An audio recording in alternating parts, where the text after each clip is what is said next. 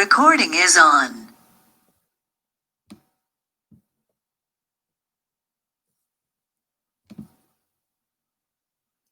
Bien, hoy hablaremos de anemia y algunos trastornos oncohematológicos frecuentes en la infancia.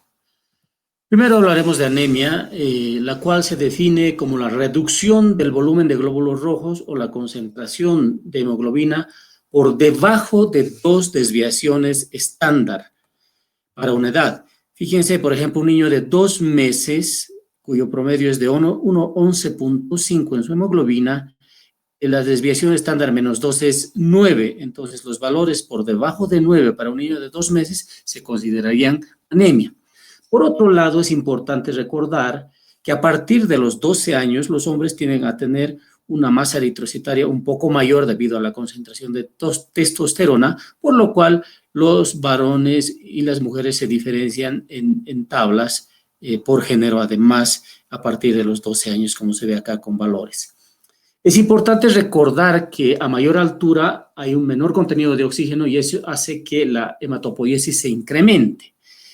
Y eso ha hecho que se hagan tablas para hacer factores de corrección. Por ejemplo, a 3.600 metros donde vivimos, el factor de corrección es menos 2.9, es decir, que ustedes al valor encontrado tendrían que restarle 2.9 y reclasificar. Eso es importante considerando que nosotros vivimos en la altura. Cuando nosotros nos enfrentamos a una anemia, es importante mencionar que debemos hacer una anamnesis.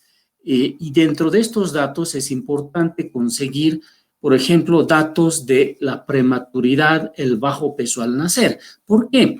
Porque los niños prematuros tienen un menor depósito hepático de hierro durante la gestación porque nacieron antes, lo cual hace que ellos precozmente se manifiesten como anémicos desde el mes de edad. Lo mismo los niños de bajo peso al nacer. La dieta. Los niños normalmente comienzan con la alimentación complementaria a los 6 meses de edad y muchos niños con poco aporte de hierro, y esto hace que obviamente condicione anemia a partir de esa edad. Las enfermedades crónicas que facilitan la destrucción de glóbulos rojos, la procedencia en nuestro medio, existe una gran cantidad de áreas conocidas por ser de alta prevalencia parasitaria que pueden relacionarse con anemia, la historia familiar y el grupo étnico, porque hay grupos étnicos que pueden tener algún tipo de enfermedad cromosómica que hace que sus glóbulos rojos se destruyan más fácilmente, como las talasemias, por ejemplo.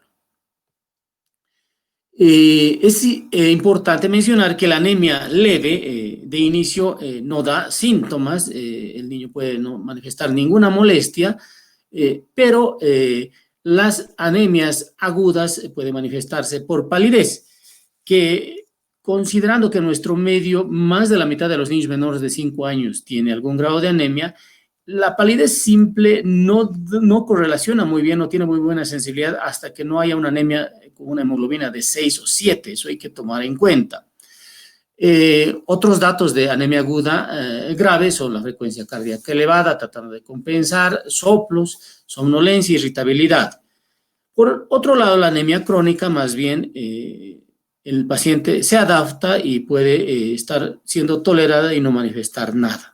Cuando sospechamos de anemia, un primer examen es el hemograma completo, donde seguramente podremos advertir la definición que habíamos mencionado de disminución del hematocrito o la hemoglobina por debajo de 2 desviaciones estándar para la edad o para el sexo, inclusive cuando es el niño de 12 años y más. Bien, una vez que tenemos diagnosticada la anemia por un hemograma, hay clasificaciones en base al volumen corpuscular medio que van a un tanto facilitar su diagnóstico etiológico y su tratamiento. Por eso esta clasificación como normocítica, cuando el volumen corpuscular medio es menor de 80, o como normocítica cuando es de 80 a 100, o como macrocítica cuando el volumen corpuscular es mayor a 100.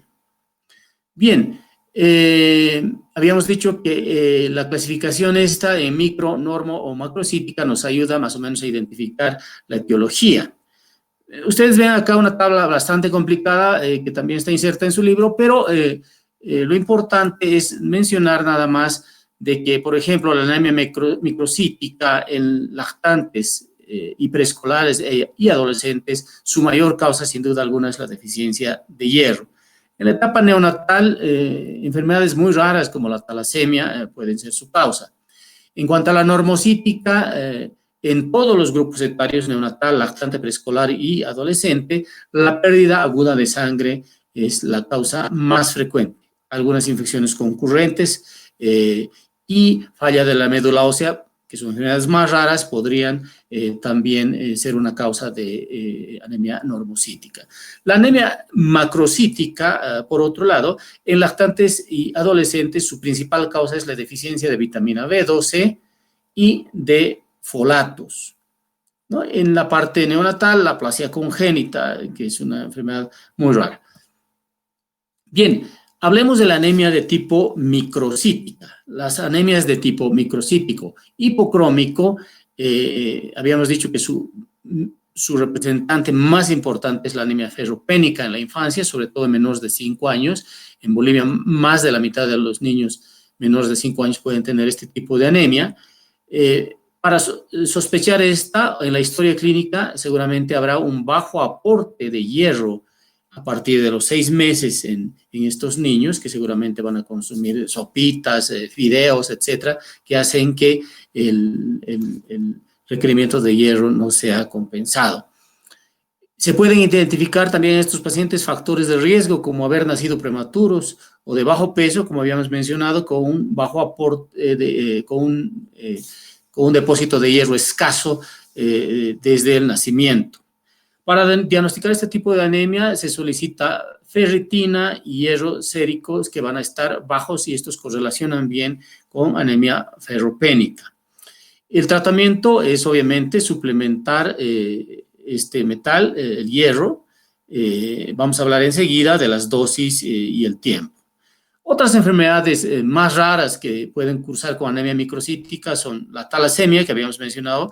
Es un defecto en la producción de alfa o beta hemoglobina que hace que el glóbulo rojo se destruya precozmente. Es más frecuente en áreas como el Mediterráneo y en algunos grupos étnicos. Y las parasitosis también pueden cursar con este tipo de anemia. Bien, las anemias de tipo normocítico, es decir, cuando el volumen corpuscular medio está entre 80 y 100, es importante solicitar cuando se identifica este tipo de anemias el recuento de reticulocitos. Cuando los reticulocitos, que son las formas jóvenes de glóbulos rojos, están reducidas, se sospecha de que la médula ósea no está funcionando bien, no es capaz de mandar elementos jóvenes a la circulación porque no está funcionando bien. Y esto puede ocurrir en enfermedades crónicas como las renales, hepáticas y también en desórdenes como la leucemia, donde la médula ósea está comprometida. Por otro lado, cuando los reticulocitos están aumentados, esto quiere decir que está ocurriendo un recambio acelerado de células jóvenes debido al déficit, es importante sospechar una hemólisis, pero para confirmar esta se solicita bilirrubinas y LDH. Si estas son positivas, se sospechan de defectos enzimáticos y enfermedades autoinmunes que pueden estar destruyendo los glóbulos rojos. Si es negativo, puede ser solamente una hemorragia, una pérdida de sangre o hiperesplenismo. Por otro lado, la anemia de tipo macrocítico, habíamos mencionado que este tipo se debe fundamentalmente a la deficiencia de hierro, de vitamina B12 y folatos. Cuando se tiene este tipo de anemia se solicitan neutrófilos eunfrotis y cuando están positivos los neutrófilos hipersegmentados se sospecha de anemia megaloblástica y su mayor causa es la deficiencia de vitamina B12 y folatos. El tratamiento de este tipo de anemias obviamente es sustituir con estas vitaminas. Otras causas de este tipo de anemia pueden ser también medicamentosas como la administración crónica, por ejemplo, de cotrimoxazol, que puede competir en un nivel metabólico de la formación de folatos.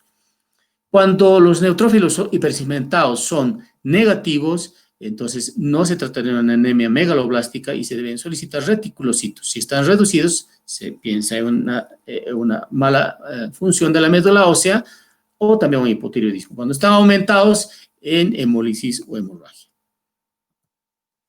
Bien, hablemos de la anemia de tipo ferropénica, que es la más importante, como habíamos dicho, en la edad pediátrica. Es muy frecuente en menores de 5 años. ¿Por qué consideramos muy importante esta entidad? Porque la deficiencia de hierro está íntimamente ligada al desarrollo neurocognitivo. Los niños que tienen anemia, especialmente durante los 2 primeros años de vida, pueden tener deficiencias cognitivas cuando ingresan al colegio, un coeficiente intelectual disminuido. Entonces, esto es definitivamente importante. Relacionar la deficiencia de hierro con alteración del desarrollo neurocognitivo de manera irreversible, según algunos autores. El recién nacido de término tiene una reserva hepática que su madre le ha provisto, especialmente durante el tercer trimestre de embarazo, lo cual le permite vivir como no anémico durante los primeros meses de vida. Pero los prematuros tienen escasas reservas, es decir, nacieron antes y no recibieron el aporte de hierro. Por lo tanto, estos pueden partir como anémicos entre el primero y el segundo mes. Entonces, por lo tanto, algunos factores que se asocian a anemia de tipo ferropénico son la prematurez, el bajo peso, el aporte bajo de hierro desde los 6 meses con la alimentación complementaria, las condiciones maternas como anemia, hipertensión y diabetes durante la gestación también pueden dar bajas concentraciones de hemoglobina en los neonatos. Algunas fuentes de hierro importantes son las del hierro hemínico y el hierro anemínico. El hierro hemínico es principalmente derivado de fuentes cárnicas y de sangre. Este hierro es fácilmente absorbible y es la mejor fuente de hierro para evitar la anemia. En cambio, el hierro no hemínico, que proviene principalmente de vegetales, puede estar también la yema de huevo y otras, se absorbe más lentamente, por eso no es una muy buena fuente de aporte de hierro en la alimentación. Existen en la dieta también sustancias favorecedoras o inhibidoras de la absorción de hierro. Dentro de las favorecedoras es importante el ácido ascórbico vitamina C, que puede favorecer la absorción de hierro, los tejidos animales que en su descomposición pueden producir sustancias que favorecen la absorción de hierro, y dentro de las inhibidoras, el ácido fítico que está presente en varios cereales, los polifenoles, que son sustancias que pueden estar en el té, en el café, en la Coca-Cola, que pueden inhibir la absorción de hierro. Otros cationes divalentes, el hierro es un catión divalente, que pueden competir en el intestino por su absorción son el zinc, el calcio y el plomo. Por eso es, por ejemplo, que no se recomienda administrar hierro con leche, porque esta sustancia tiene calcio y el calcio competiría con el hierro. Las proteínas, como la soya y la albúmina presente en el huevo, también pueden inhibir la absorción de hierro. Para la prevención de este tipo de anemia, el país desde hace mucho tiempo utiliza la suplementación en nuestro medio a través de las chispitas, que son sobrecitos que tienen 1 gramo de hierro granulado en su forma de fumarato, que se absorbe mejor. Además tiene vitamina C, tiene ácido fólico y tiene zinc. Esta se administra a partir de los 6 meses, 60 sobres durante 2 meses, luego a partir del año otros 60 sobres, permitiendo que el niño se mantenga en un estado no anémico sobre todo. Entonces es un hierro de prevención. Otra forma de prevención de anemia ferropénica es la ligadura tardía de cordón, que está inserto en la norma de atención de partos. ¿Qué quiere decir ello? Es que cuando un niño nace, el cordón no debe ser seccionado inmediatamente, sino cuando deje de pulsar, que ocurre entre 1 y 3 minutos. Esto permite aportar al recién nacido un mayor volumen de glóbulos rojos que le va a permitir estar no anémico durante los primeros meses de vida. Entonces, esta es una muy buena intervención que está inserta en los protocolos nacionales, pero que poca gente la cumple. Otras formas de prevención menos efectivas en la infancia son la fortificación de alimentos, es decir, añadirle hierro a algunos alimentos. ¿Por qué no es factible en niños? Pues porque un niño al inicio de los 6 meses no va a comer suficiente cantidad de alimento aún como para poder prevenir su anemia a través de estos. Otro sería incrementar, sin duda alguna, el consumo de alimentos ricos en hierro, como la carne, pero esto está ligado a factores sociales y económicos. La carne no es gratis, sino la distribuyen de forma gratuita para que la gente la pueda adquirir. Bueno, pero de todas maneras es una recomendación que deberíamos hacerla. El tratamiento de la anemia ferropénica se la hace administrando hierro entre 4 a 6 miligramos por kilo por día. La administración de esta cantidad de hierro debería producir un incremento de la hemoglobina en 1 gramo por lo menos al mes de la administración. Luego de esto se debería continuar por 2 meses o más. En prematuros, quienes habíamos dicho que tienen un escaso depósito de hierro, se recomienda suplementar más precozmente con 2 miligramos por kilo por día desde el primer mes hasta que cumpla 1 año de vida. Bien, ahora hablaremos de los trastornos de la hemostasia. La hemostasia es un proceso fisiológico por el cual el organismo, cuando hay lesiones de vasos sanguíneos, evita las hemorragias. La hemostasia primaria se caracteriza inicialmente por una vasoconstricción y una agregación de plaquetas en el sitio del vaso lesionado. A esto se denomina coágulo inestable. Esa es una primera fase de la hemostasia. Para que se forme un coágulo definitivo es necesario que hayan factores de la coagulación sobre este coágulo inestable de plaquetas, y es importante mencionar que la alteración tanto de la hemostasia primaria, es decir, de la conformación del acúmulo plaquetario, o bien de la hemostasia secundaria, con la unión de los factores de la coagulación, fibrina y otras sustancias, puede producir sangrado, la alteración de la hemostasia primaria y secundaria. Vamos a ver enseguida entonces algunas enfermedades en las dos fases. En la alteración de la hemostasia primaria, las hemorragias suelen manifestarse inmediatamente y se manifiestan generalmente en piel a través de petequias, como se ve en el slide, hemorragias en mucosas, gingivorragias, algunas áreas equimóticas, y estas, como se trata de hemostasia primaria, dijimos, se caracterizan por un recuento bajo de plaquetas. ¿Qué enfermedades son más importantes en la alteración de la hemostasia primaria? Una importante en la edad pediátrica es la púrpura trombocitopénica. Como su nombre dice, en esta entidad las plaquetas están reducidas en número por una mayor destrucción a nivel de la circulación o por una menor producción a nivel de la médula ósea, etc. Las causas pueden ser anticuerpos que van destruir las mismas plaquetas, algunas drogas, algunas vacunas también se han ligado a estas, como la SRP, infecciones. Lo importante es que esta enfermedad en un 75% de los casos se resuelve espontáneamente, es decir, las plaquetas van subiendo espontáneamente en los siguientes días a que habían bajado. Pero en un porcentaje de niños es importante usar drogas como los corticoides e inmunoglobulina endovenosa para lograr el alza de las plaquetas. Otra entidad importante es el síndrome hemolítico urémico, que generalmente se produce después de una infección, una gastroenteritis, y una de las más importantes está ligada al serotipo de Escherichia coli 0157H7, que puede cursar con plaquetopenia, anemia, insuficiencia renal. De hecho, es la primera causa de insuficiencia renal en la edad pediátrica. También vemos trombocitopenias inducidas por fármacos como anticonvulsivantes, algunos antibióticos que también se pueden ligar, como la vancomicina, por ejemplo, a una reducción de plaquetas y posteriormente aparición de clínica con petequias y sangrados. El síndrome de Casa-Bach-Merritt, que se caracteriza por la presencia de mangiomas gigantes unidos a plaquetopenia. Estas son algunas de las enfermedades no muy frecuentes en la infancia, pero que sí las vemos en los hospitales de tercer nivel.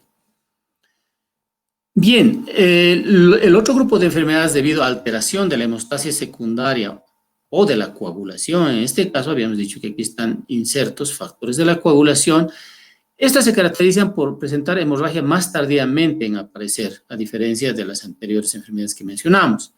Y se puede manifestar por hemartrosis a golpes leves, a traumas leves, como se ve acá en la fotografía, en una articulación de un codo de un niño, un hematoma gigante por un pequeño trauma.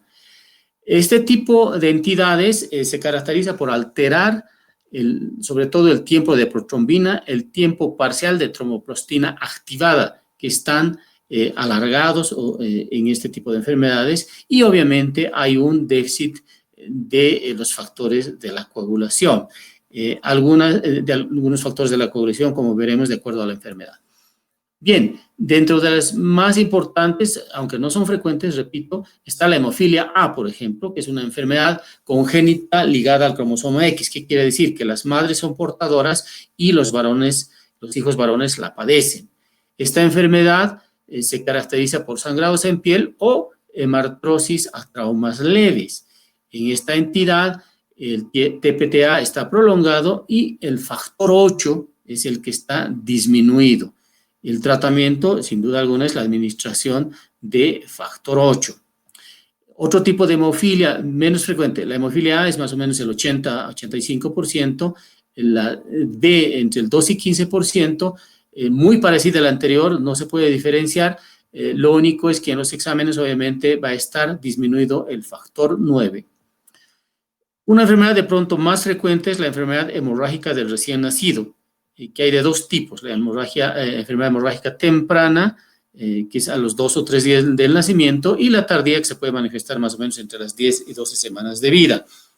Se debe a que hay una deficiencia de vitamina K, porque los factores 2, 7, 9 y 10 están deficientes en su producción porque la vitamina K no se ha producido de forma suficiente. ¿En qué tipo de recién nacidos? Sobre todo en recién nacidos cuyas madres han recibido drogas anticonvulsivantes o recién nacidos que también pudieron haber recibido antibióticos de amplio espectro al inicio de la vida, y esto hace que haya un déficit de vitamina K, lo cual conlleva a la reducción de estos factores vitamina K dependientes, lo cual va a condicionar sobre todo sangrados umbilicales o gastrointestinales. Esta entidad se caracteriza por un TP prolongado, un tiempo de protrombina prolongado, y su tratamiento es administrando vitamina K y plasma fresco congelado, que va a contener obviamente estos factores en los cuales está deficiente transitoriamente este recién nacido. Bien, hablando de otros tipos de enfermedades como las oncológicas, debemos mencionar que este tipo de enfermedades es infrecuente. El cáncer es un pequeño porcentaje del total de cánceres que se diagnostican a lo largo de la vida, pero es importante mencionar que es una causa importante de muerte. Muchos niños mueren de cáncer. Las enfermedades oncológicas más frecuentes son 3: la leucemia linfocítica aguda, los tumores del sistema nervioso central y los linfomas. Juntas se dice que alcanzan a 2/3 del cáncer infantil, es decir, más o menos 65 a 70% de la oncología pediátrica está centrada en estos 3 tipos de cáncer. El cáncer en la infancia tiene también alguna predilección por grupos etarios. Por ejemplo, entre el nacimiento y los 4 años es importante la presencia sobre todo de neuroblastomas, retinoblastomas y el tumor de Wilms. El tumor de Wilms es el tumor más importante abdominal y tiene un promedio de diagnóstico más o menos entre los 28 y 30 meses de vida. Entonces, por lo tanto, decimos que entre el nacimiento y los 4 años estos tumores son más frecuentes. Entre los 2 a los 5 años, por ejemplo, aparece una buena proporción de las leucemias linfocíticas. En mayores de 10 años o cáncer en preadolescentes y adolescentes destacan el osteosarcoma, el sarcoma de Ewing y el linfoma de Hodgkin. Esta es una tabla, aunque se ve compleja, que les da alguna clínica, sobre todo de las principales cánceres en la infancia. Nada más para mostrar una. La leucemia linfocítica aguda, que es el cáncer principal en la infancia, puede manifestarse por signos y síntomas inespecíficos, como por ejemplo palidez, fatiga, fiebre prolongada donde no se identifica la causa, infecciones a repetición, dolor osteoarticular nocturno. Entonces son síntomas comunes. Los síntomas, por ejemplo, del sistema nervioso puede ser solo cefalea persistente, náusea, vómito, ataxia, etc. Entonces, Es importante mencionar que estos signos y síntomas son inespecíficos de inicio y por lo tanto esto puede demorar un tanto su diagnóstico. Bien, dentro de los signos y síntomas que nos hacen sospechar cáncer en niños, es importante mencionar que los signos iniciales y síntomas son comunes a varias enfermedades benignas. Por ejemplo, la presencia de fiebre. ¿Qué niño no tiene fiebre? La linfadenopatía. Los ganglios frecuentemente son palpables en niños en el cuello. Los vómitos. Cualquier niño que está incubando una diarrea puede tener vómitos. La palidez. Pero lo que es importante destacar es que la persistencia de estos signos y su combinación con otros hallazgos nos hacen sospechar cáncer. Por ejemplo, un niño que esté vomitando desde hace 3 meses, pues no voy a sospechar una gastroenteritis, sino probablemente algo está aumentando la presión intracraneana, la persistencia del vómito. Por ejemplo, la presencia de fiebre en un niño, combinado con dolor osteoarticular, aquí a la combinación fiebre y dolor osteoarticular no es normal, entonces me hace sospechar probablemente una leucemia. La presencia solo de dolor articular, por ejemplo, es frecuente en niños entre los 2 y los 10 años y se conoce como dolores de crecimiento, pero no está unido a la fiebre. Entonces, es importante esto, una vez más remarco, su persistencia o la combinación con otro hallazgo. Entonces, ¿qué otros síntomas y signos específicos hay? Palidez, fatiga, pérdida de peso, manifestaciones hemorrágicas, masas palpables, dolor óseo, retención urinaria. El diagnóstico de cáncer en niños puede retrasarse justamente porque los médicos generales confunden con otras enfermedades estos signos y síntomas generales. Pero nuevamente repito, la persistencia y su unión a otros debe hacernos sospechar.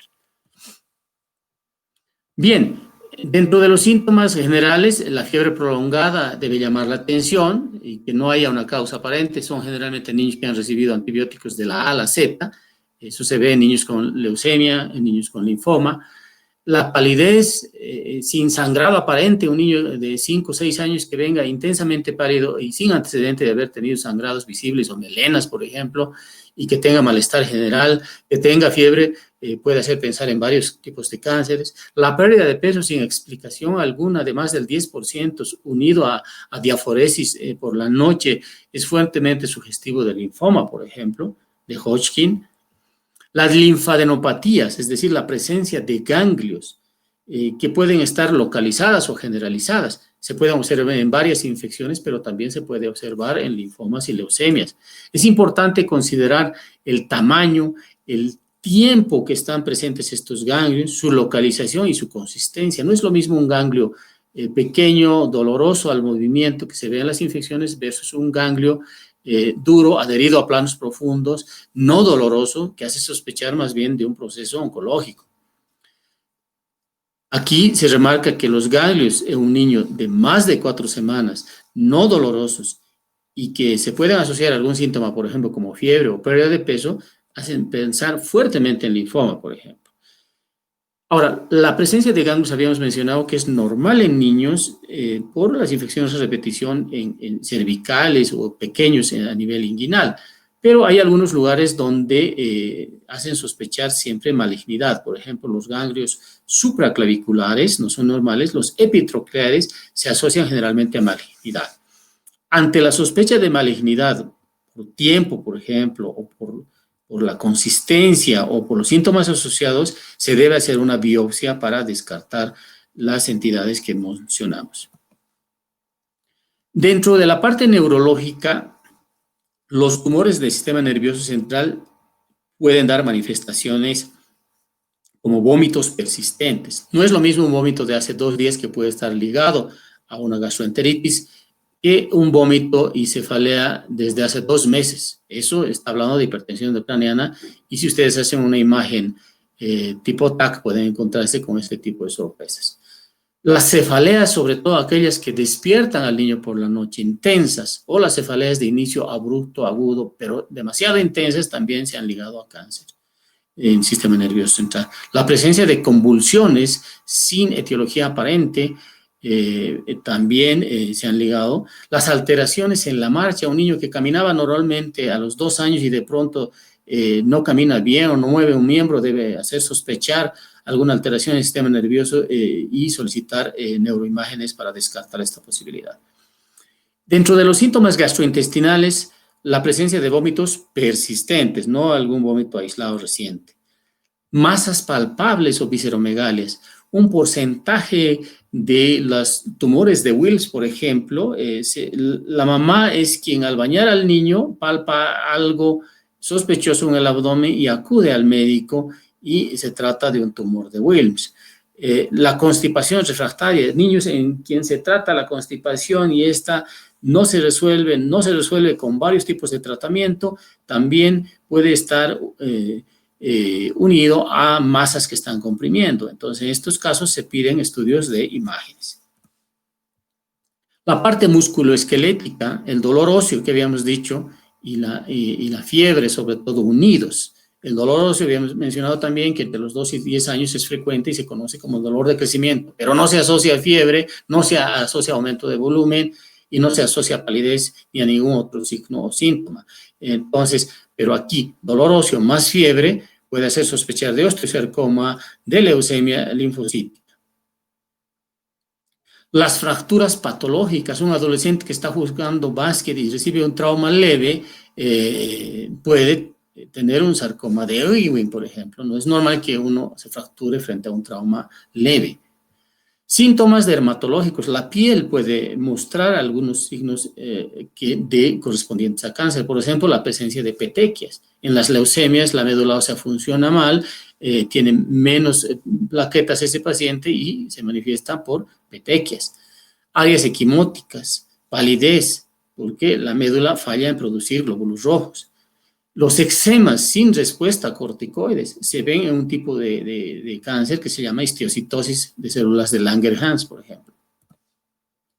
Dentro de los síntomas oculares es importante la presencia, por ejemplo, de diplopia que puede estar asociado a tumores del sistema nervioso central, el blefaroespasmo, el parpadeo constante, la leucocoria. Este es un signo importantísimo de un tumor que se llama retinoblastoma. La leucocoria es un examen que se hace a 40 centímetros iluminando a ambos ojos y la presencia de un reflejo anormal, como se ve acá en la fotografía, de un lado hace sospechar la presencia de un tumor frecuente como el retinoblastoma. Claro, puede estar ligado también en niños más pequeños, por ejemplo, a catarata congénita, pero la leucocoria es un dato importantísimo de retinoblastoma y se lo obtiene solamente en un cuarto oscuro iluminando a 40 centímetros con una linterna y ustedes observan que el reflejo de ambos ojos debe ser simétrico, un reflejo rojo, nunca blanco y diferente en ambos lados, como en este caso.